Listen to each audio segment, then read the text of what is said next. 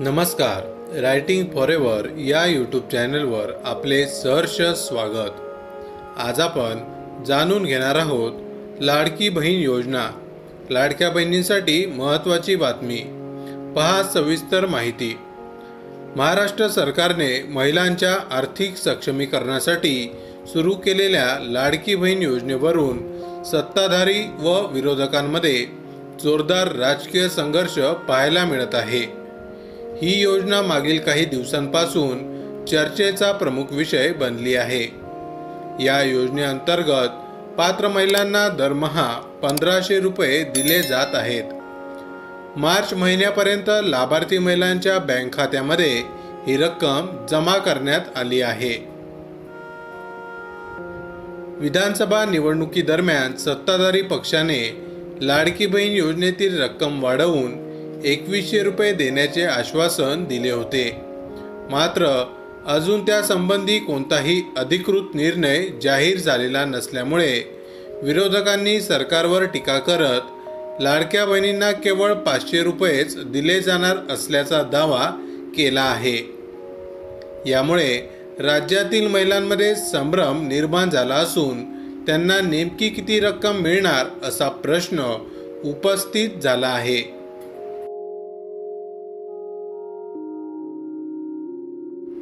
पात्रता आणि लाभ वितरण। शासनाच्या नियमांनुसार ज्या महिला इतर कोणत्याही शासकीय योजनेचा लाभ घेत आहेत त्यांना लाडकी बहीण योजनेचा लाभ मिळत नाही।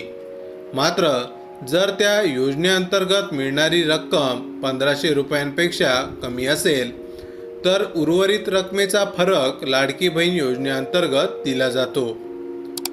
उदाहरणार्थ प्रधानमंत्री किसान सन्मान निधी योजनेअंतर्गत दरमहा 1000 रुपये मिळणाऱ्या सुमारे 7,74,148 महिलांना लाडकी बहीण योजनेअंतर्गत 500 रुपयांचा फरक भरून दिला जाणार आहे, अशी माहिती महिला व बालविकास मंत्री आदिती तटकरे यांनी दिली आहे।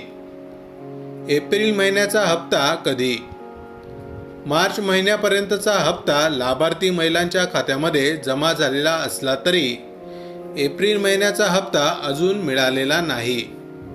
एप्रिल महिना अर्धा उलटूनही हा हप्ता कधी मिळणार याबाबत सरकारकडून अधिकृत घोषणा झालेली नाही। मात्र मिळालेल्या माहितीनुसार अक्षय तृतीयेनिमित्त एप्रिल महिन्याचा हप्ता लाभार्थी महिलांच्या खात्यात जमा होण्याची शक्यता आहे। त्यामुळे लाडक्या बहिणींसाठी ही एक आनंदाची बातमी ठरू शकते। माहिती आवडली असेल तर अवश्य शेअर करा। अशाच प्रकारचे नवनवीन सरकारी योजनांविषयी अपडेट मिळवण्यासाठी आमच्या रायटिंग फॉरएव्हर या यूट्यूब चॅनलला अवश्य सबस्क्राईब करा। धन्यवाद।